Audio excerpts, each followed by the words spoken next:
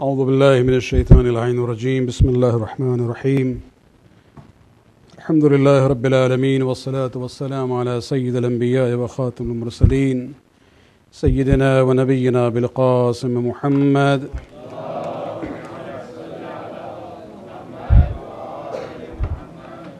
وعلى أهل بيته الطيبين الطاهرين المعصومين واللعنة دائمة الباقية لأعدائهم من الآن إلى قيام يوم الدين. أما بعد، فقد قال الله سبحانه وتعالى في كتابه الكريم: بسم الله الرحمن الرحيم ألف لام ميم ذلك الكتاب لا ريب فيه هدى للمتقين. صلوات عليك.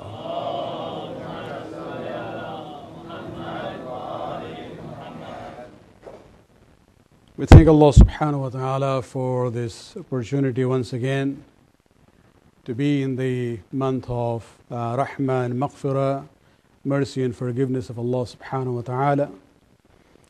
And during these 2 weeks that I'll be with you, inshallah, the surah that I have selected as a part of our discussion is Surah Rahman, a famous surah of the Quran, surah number 55, which has about 78 ayat. But if we take away the ayat which is repeated in this surah, we come to the number of ayat which we will be able to inshallah cover during these 10 to 14 nights, depending on the theme. Sometimes just one ayat, sometimes 3 to 5 ayat on each gathering.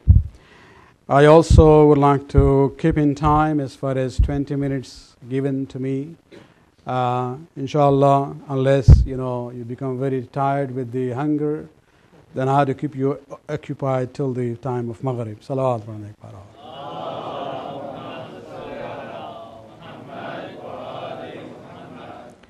Surah Rahman basically is a Makki surah, but when we talk about Makki or Madani identification of the surah, not all the surahs we are 100% sure about it.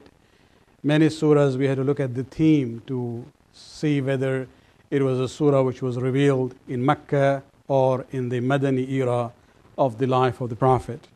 According to Allama Tabatabai, he says, looking at the theme of this surah, this could be Makki or Madani. But the majority opinion is that this is a Makki surah. It is a surah which basically talks about the blessings of Allah subhanahu wa ta'ala. In a very comprehensive way, Allah talks about different things that He has created for us, and how He has sustained life for human beings on this earth.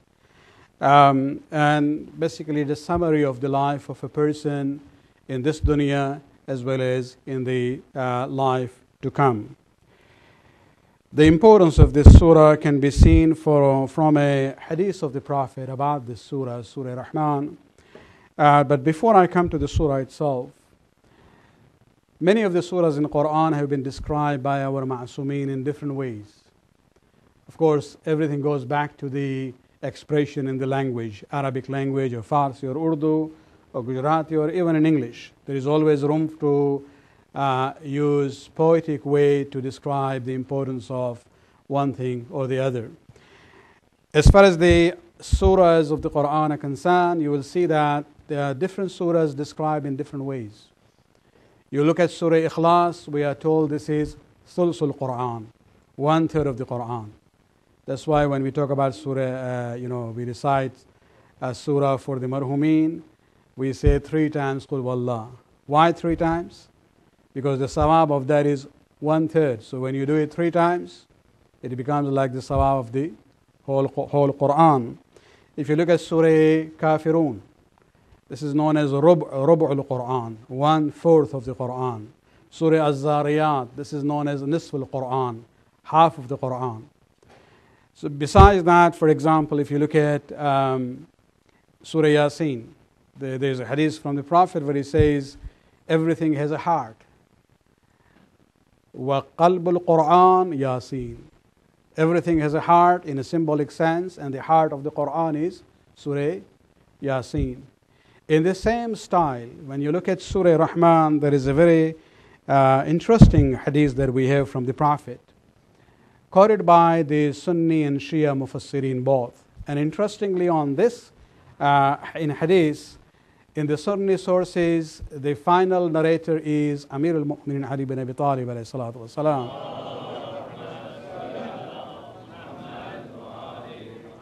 And among the Shia narrators, it starts from the seventh Imam, going through the Masumin, the father and forefathers of the Imam, going to Ali and going to Rasulullah. And it's a very beautiful hadith where the Prophet says, لِكُلِّ شَيْءٍ عُرُوسٌ. Everything has an urus. وَعُرُوسُ الْقُرْآنِ سُورَةُ Rahman Jalla wa Azza. And the urus of Quran is Surah Rahman. Now what is urus? You know, in Farsi they say arus, arusi, but this is an Arabic term. Urus in Arabic is a term used for bride or groom. It is both. It is, in the modern language, is unisex. It is applied to both the bride as well as the groom. Now, when the Prophet says that everything has an urus, and the urus of Quran is Surah Rahman, what is he trying to say? If you look at this concept, you will see that, urus means the bride or the groom. And what is the distinction? They are the most distinguished person in that assembly, that gathering. Where you look at bride or the groom, of course we will use the term bride here, prefer that. They are supposed to be the people when you enter in that gathering, right away, even if you don't know the person, by the appearance, by the dress. Although sometimes these days it becomes more difficult.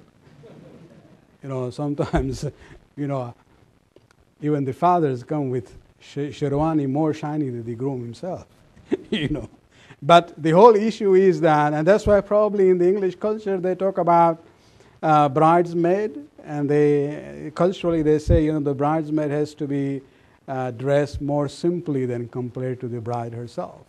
And so this issue of distinction for urus in form of bride or groom is there. And so when the Prophet says Surah Rahman is the urus of the Quran, it is actually looking at this issue of being the most distinguished surah in the Quran. So why is the Prophet basically talking about Surah Rahman in that sense? Number one, this is the only surah in the Quran which starts with the name of Allah subhanahu wa ta'ala. None of the surahs, if you look at it, either it begins with the alphabets, Alif, Lam, Mim, or it begins with the names of individuals, or it begins with the names of things or places, An-Najm, Wat-Tur, and things like that, or it talks about items, or sometimes it even begins with commands. Sabba isma rabbika al-a'la. The command is to do the tasbih. Or in Surah Jumu'ah, you see the surah begins with the words يُسَبِّحُ لِلَّهِ مَا فِي السَّمَاوَاتِ وَالْأَرْضِ. It begins with the verb of, that whatever is there in the heavens and the earth, they basically praise Allah subhanahu wa ta'ala. But there is only one surah in Quran which begins with the name of Allah subhanahu wa ta'ala, and that is Surah Rahman. Ar-Rahman allama al-Quran. This is how the surah begins. So that's one distinction of Surah Rahman compared to all the surahs in the Quran. The other description why it is known as Urus al-Quran is probably because of the rhythm and the tone and the style, the way it has come. You can ask those who are the qaris of the Quran, that they will say that when it comes to the issue of reciting this is a special rhythm, and the way they are able to recite it, it has its own different kind of feel compared to other surahs of the Quran. Especially the repetition of the ayat, فَبِأَيِّ آلَاءِ رَبِّكُمَا تُكَذِّبَانِ 31 times. So as if it has this course of itself in that surah. And so even the tone and the style and the language of the surah has its own distinction compared to other surahs of the Quran. So let us start this surah. The very first ayat, Ar-Rahman, beginning with the name of Allah subhanahu wa ta'ala. Of course, the word Rahman is from Rahma and the mercy of Allah subhanahu wa ta'ala, just as the name Ar-Rahim. Both of them come from Rahma. But Ar-Rahman has its own special significance. You know, Allah subhanahu wa ta'ala has 99 beautiful names. And one of them is Ar-Rahman. Of course, 99 are the one which are famous one, but in Mahi Ramadan and Shab Qadr, you know, we also recite Dua Joshan Kabir. And then in that dua, there are 100 passages. Each passage has 10 names of Allah subhanahu wa ta'ala. So you get about 1,000 names of Allah subhanahu wa ta'ala. Of course, in Dua Joshan Kabir, what has happened is you have single names, like right in the very first passage, it starts with Ya Allah, Ar-Rahman, Ar-Rahim. Again, Allah and Rahim are the first ones which have been mentioned. But then there are many, many passages in that dua where you will see that the names of Allah are more description of Allah's power and glory. You know, we have Al-Badi among 99 names, but in Josh the Kabir, the dua you will see Badi'u Samawati wal Arz, means the one who originated the heavens and the earth. And so you have Al-Ghaffar as 99 names, but in Dua Josh and Kabir you also have it in a different compounded form, Ghafir al-Dhunub, for example. And so the names of Allah subhanahu wa ta'ala are there. And Rahman, Ar-Rahman is one of the names. But this name is unlike other names. It is unique.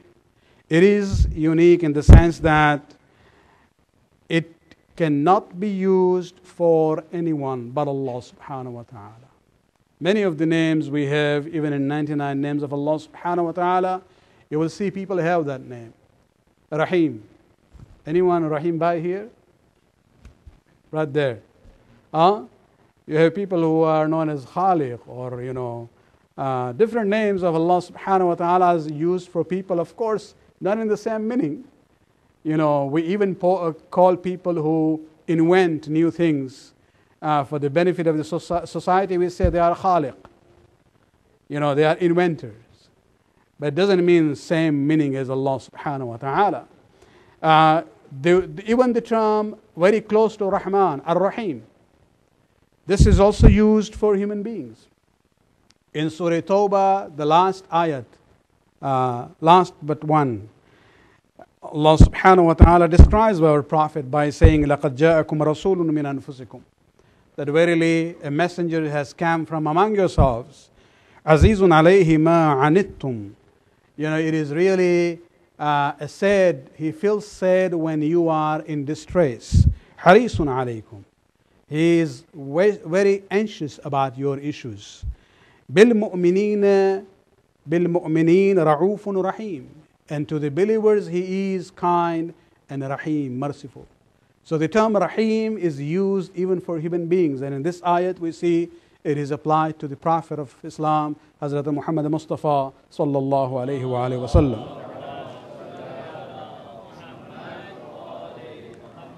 But not the name Ar-Rahman. That is unique. That is same as the name Allah. Nobody can be called Allah. And this is where we see that if this name has to be used, there is a condition there. The concept of Rahman basically is that, you know, Ar-Rahman, the difference between Ar-Rahman and Ar-Rahim. Ar-Rahman is actually the vast mercy of Allah subhanahu wa ta'ala. When we look at the concept of Rahman, if you want to name your child, you will have to add the prefix of the word Abd. So there can be no person known in the Muslim world as Rahman, but you can have Abdul Rahman. Similarly, as you cannot have anyone named as Allah, but you can have Abdullah. So this is the unique aspect of this name, Ar-Rahman, and that is one more dimension about Surah Ar-Rahman being Urusul Quran, one of the most distinguished surahs of the Quran. The difference between Ar-Rahman and Ar-Rahim. Ar-Rahman refers to the overwhelming, comprehensive and vast mercy of Allah subhanahu wa ta'ala, which covers everything and everyone in all places at all times. You know, we see the world, even those who are against Allah subhanahu wa ta'ala. Not only those who are ignorant, those who actually actively, aggressively fight against Allah subhanahu wa ta'ala, still they are blessed as far as the dunya is concerned. And that is the rahmaniyyat of Allah subhanahu wa ta'ala. You know, and that rahmat is just like, you know, when the rain comes, it comes everywhere. It doesn't see whether this is a Muslim area or a non-Muslim area or a fasiq area or a neighborhood of the mu'mineen. No. When it comes for everyone. And so rahmaniyyat of Allah subhanahu wa ta'ala is that aspect of His mercy which is very comprehensive, beyond our ability to even understand that vastness of the mercy of Allah subhanahu wa ta'ala. One of the descriptions that we have in our hadith about it, that this is ismun khas bi sifatin aam. This is a special name only for Allah subhanahu wa ta'ala with a meaning which is general. So the name is very specific to Him, but the meaning applies, you know, the implication of that name covers everything. Everything that exists, whether it's human beings or animals or plants, whatever exists, you know, the rahmat of Allah subhanahu wa ta'ala reaches everyone. And that is why in some of the hadiths you will see, and the du'as also, a distinction is established between Rahman and Rahim. Rahman, sometimes we describe Allah subhanahu wa ta'ala as Rahmanul Dunya wa Rahimul Akhirah. And that is why in Bismillah Rahman Rahim we use both. You know, sometimes we have this question, why do we say Bismillah Rahman Rahim? You know, there are 99 names. We could have said Bismillah and then Rahman and then something else. Why repeat Rahman and then again Rahim? They come from the same root, same meaning. But this is where the distinction comes in. Ar-Rahman is the universal mercy of Allah subhanahu wa ta'ala, which applies to everyone and everything. But Rahim is that mercy which is confined for the believers. And one way of describing that is Rahmanul Dunya wa Rahimul Akhirah. It doesn't mean, you know, the aspect of Rahim doesn't exist in the dunya, but this is just a way of, you know, showing the difference between the names Ar-Rahman and Ar-Rahim.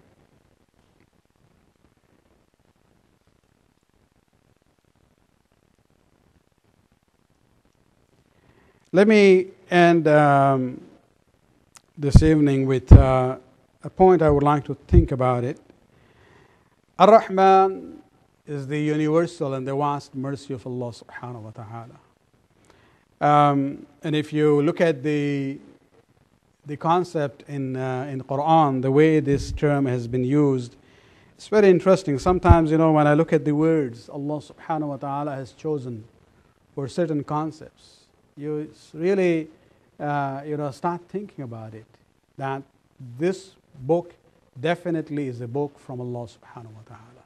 The choices of words, the combination of words, which a normal human being would not, you know, combine these two words, because the two words are in a way contradictions. In Surah Yasin, if you look at the term Ar-Rahman, there is an ayat number 11, إِنَّمَا تُنظِرُ مَنِ اتَّبَعَ الذِّكْرِ.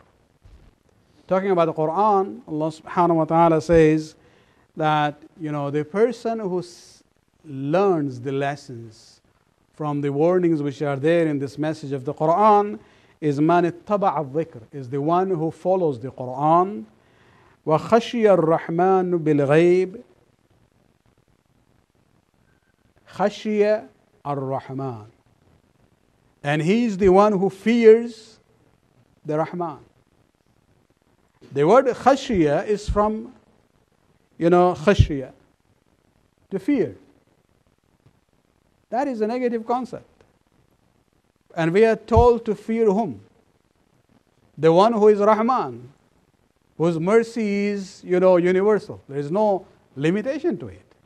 So think about it. What's going on here? What does Allah subhanahu wa ta'ala would like to say? This is exactly the concept that we see even about the meaning of taqwa. And we talked about it before. Another example is from Surah Qaf, ayat number 33, where Allah subhanahu wa ta'ala describing a mu'min, he says, Man khashiya ar-Rahman bil-ghayb wa ja'a bi-qalbin salim, munib. And a person who again, khashiya ar-Rahman, fears the beneficent God, وَجَاءَ بِقَلْبٍ مُنِيبٍ, and comes to Allah subhanahu wa ta'ala with an obedient heart. And this is where we come to realize that when we talk about this concept of fearing Allah subhanahu wa ta'ala, the word taqwa, most of the translations of Quran that you will see, wherever they say, ittaqullah, the translation is fear Allah. الَّذِينَ يَتَّقُونَ اللَّهِ, those who fear Allah subhanahu wa ta'ala. The translation is not wrong. Literally, the translation is right. But what we have to think about it, what's the basis of that fear? Normally, when we talk about fear, we always look at fear and the object there is something which is monstrous. We don't like it. Because we don't like that entity or that person or that thing or that phenomenon, we fear it. But when we talk about khashiyya ar-Rahman, this is what Allah subhanahu wa ta'ala would like to bring this reality. Remember, you are fearful of whom? The beneficent God. The fear can be of two types. Either it is based on negative basis, because you don't like Yazid, you fear him. You don't like Hitler, you fear him. You don't like Saddam and what the zulm that he does, you don't like him. You fear that person. But then there is another kind of fear. When you look at your parents, for example, and you had to do something that you like, but if I do this, it's going to hurt them. They are going to feel, sad about it. And so out of that fear of not displeasing or hurting them, you restrain yourself. You say, I'm afraid I will, make them, sad or hurtful because of my actions. That fear is not best because the parents are bad or evil. That is best because you love them so much that you don't want them to feel hurtful. You don't want them to become sad. When we talk about this concept, Allah subhanahu wa ta'ala, by combining these two words, which are apparently, from different levels of feelings, rahmat on one side, khashiyah on the other side, what we are being told is that when we talk about fearing Allah subhanahu wa ta'ala, it's not because Allah, na'uzu billah, is a monster to be feared, or he is zalim, or he is unjust. No, we fear him because we love him. That fear is based on hub and love. When we talk about the love for the Prophet and the Ahlul Bayt, it's the same thing. I might want to do something. My desire is asking me to do something, but I know that the Imam of my time will be displeased by my action. And because of that fear of displeasing the Imam of my time, I restrain myself. So there is a fear which is based on positive foundation. And that is what we are talking about. Just to make this concept even more clear, look at the husband-wife relationship. Many times the husbands want to do things, but they are afraid of their wives. Is it because they hate their wives? No, it's not. That fear is not based on hatred or because the wives, by nature are bad or evil. No. It is based on that law that the husband doesn't want to do something which is going to be hurtful towards the wife. And so there is a basis for khashya and fear which is positive. And that is what we are being reminded here. Khashya Rahman, that a mu'min is somebody who fears not an Allah who is unjust or who is zalim. Rather, he fears the God who is beneficent because he loves that Lord. And actually, he fears his adl. Our Imams say to us in the du'as that never ask Allah subhanahu wa ta'ala to be just to you. Otherwise, you're going to lose. You always ask for His mercy and forgiveness. And this is where we see at the end in that Surah Yasin, ayat number 11, إنما تنظر من اتبع الذكر وخشي الرحمن بالغيب فبشره بمغفرة وأجر كريم. What is the end result of this fear? Fearing the beneficent God is maghfirah from Allah, forgiveness from Allah subhanahu wa ta'ala, and ajr kareem, noble reward from Allah subhanahu wa ta'ala. Salawat.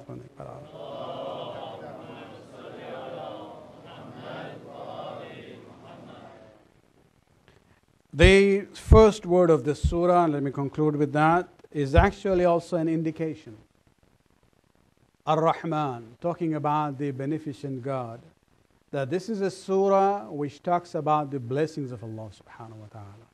So even the choice of this word, Ar-Rahman, as the beginning of the surah, is in a way indication of the theme of this surah. It talks about various blessings that Allah subhanahu wa ta'ala has given to us.